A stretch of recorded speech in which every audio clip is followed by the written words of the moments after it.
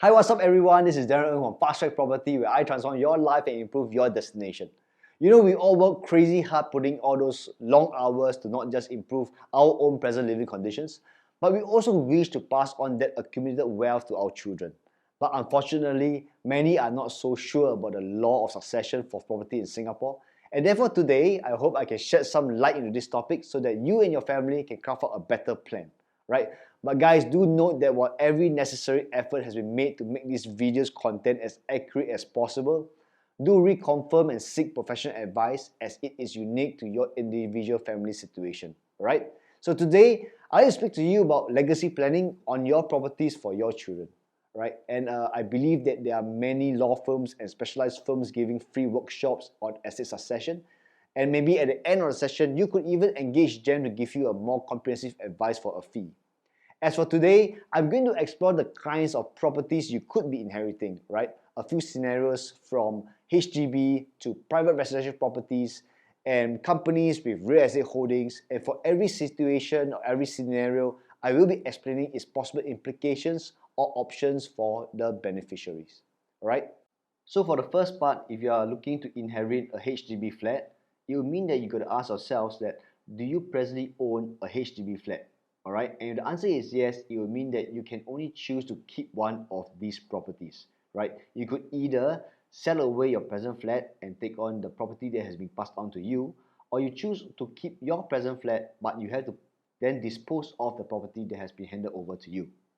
So what does this mean for you when you're planning your real estate options for your next generation? If they do own a HDB at that time, and if the balance lease of the property that they are to inherit is only balanced with a few years of lease left, it is almost impossible for them to benefit from it. In fact, the opposite will happen, and that is facing an uphill task or trying to sell it off in the secondary market. And for those of you who have children that are single and you thought that they could take over your place, right? You need to then check that if the property will actually outlive them or they could face the possibility of being homeless in their old age. So for the second scenario, right, same thing, we're looking at inheriting a HDB flat, but now the question about do you currently own a HDB flat, the answer is no, right? Thereafter you ask yourself, do you currently own a private property, right, a private residential property? If the answer is no, you do not, then yes, you can inherit this HDB flat, all right? But if the answer is yes, you do own a private property, right? Then you got to ask yourself this question: the property you're going to inherit from your parents, right? Is it a subsidized HDB flat bought before 30th August 2010? All right. What is the meaning of a subsidized HDB flat? It would mean that your parents either bought this property directly from HDB or they bought it in the secondary market, but they took on the grants. That will also be a subsidized flat. All right. And if the answer is no, it will mean that yes, you are allowed to keep both properties, all right?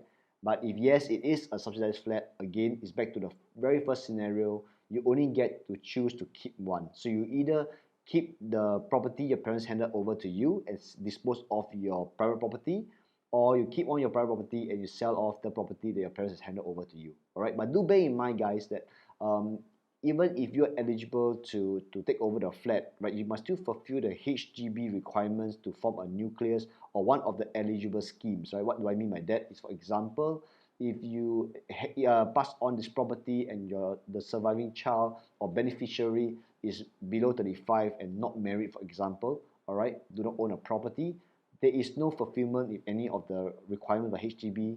Again, they are not eligible to hold the property. They have to sell their property in the secondary market. Okay? So what does this mean to you is that you have to check on two things, right? The property that your parents intend to pass on to you and the property you intend to pass on to your children, and if it was a subsidized flat bought before 20 August 2010. And guys, do take note that if at that time you have the option to keep both properties, you will still need to move into the HDB flat to fulfill the MOP period, alright? After fulfilling that, you can then choose to either rent out your private property or your HDB flat. Alright, moving on to the next scenario. If you're looking to inherit a landed property, right, you could ask yourself then, are you a Singapore citizen? If you're not a Singapore citizen, you have to write into SLA. There's a department called the Land Dealings Approval Unit. They have to approve of you inheriting this property.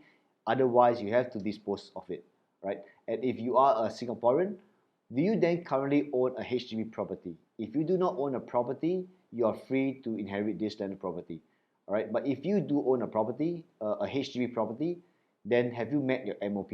If you have made your MOP after 5 years, yes, you can take over this property. But if you have not met your MOP yet, unfortunately, again, this property has to be put up for sale. Well, for this part, guys, it's really quite straightforward, but there are two things I'd like to highlight, right? And that is the MOP period. So especially for those who are thinking of changing to an HDB in your later years, right? And you know that you stand to inherit a landed property from your parents, right? Do note that if it happens in a 5-year period, you have to sell off that landed property, all right? So therefore, asset planning is really very important. And the second thing that I'd like to highlight is that many people today are withdrawing and refinancing, taking out equity from their present properties. And if in the event there is not enough insurance coverage for the inherited property, you as a beneficiary will need to take on the existing loan, okay, for that property, and that will all be subjected to the present TDSR and the LTV for your second and third loan ratio.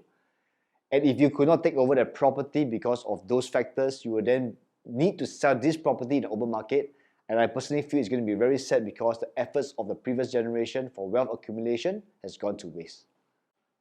Alright, for the next scenario, we're looking at inheriting a private non-landed property. Effectively, this is a condominium or an apartment, alright? So again, do you then currently own a HDB property?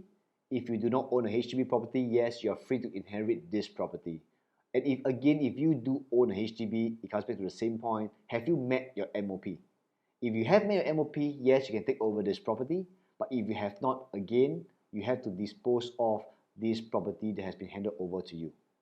This is pretty awesome, right? And anyway, some of the points I mentioned earlier is also relevant here, right? The main difference is that even if you and your children takes over the private property and it is only left with perhaps 30 years of lease, right? You as the beneficiary could still rent it out through the rest of its lease. Therefore, still being able to monetize from it, right? And maybe perhaps still have a chance of an unblock. Alright, so the last part here that I'm going to talk about is about inheriting a commercial or industrial property held under company. So of late, a lot of us are buying properties, industrial properties or under company. So I want to just go through with all of you of how the inheritance and the legacy can actually pan out in future for all of you. Right. Number one to take note is that are you the person taking over this property? Are you a Singapore citizen? If you are a Singapore citizen, it's very easy for you to inherit the shares of the company. But if you are not, then you're going to check under the zoning of this industrial property. Is it zoned under residential use or commercial use, right? If it is zoned under commercial use, right, then yes, you are able to take over the shares of the company. But if it's actually used under zone under residential, and you are not a Singapore citizen, again, it goes back to SLA and the LDAU to approve for you to take over this property, okay? Well, guys, this is also pretty straightforward. It's actually basically transferring your portion of your shares of your company to your children, right? And at that point, they have a choice to either hold on to it or sell those shares away, okay? So I hope you guys have enjoyed this video, and if you haven't done so, smash the like button, share this video, and bless whoever you think may benefit from it. And do remember to subscribe. Till next time, see you.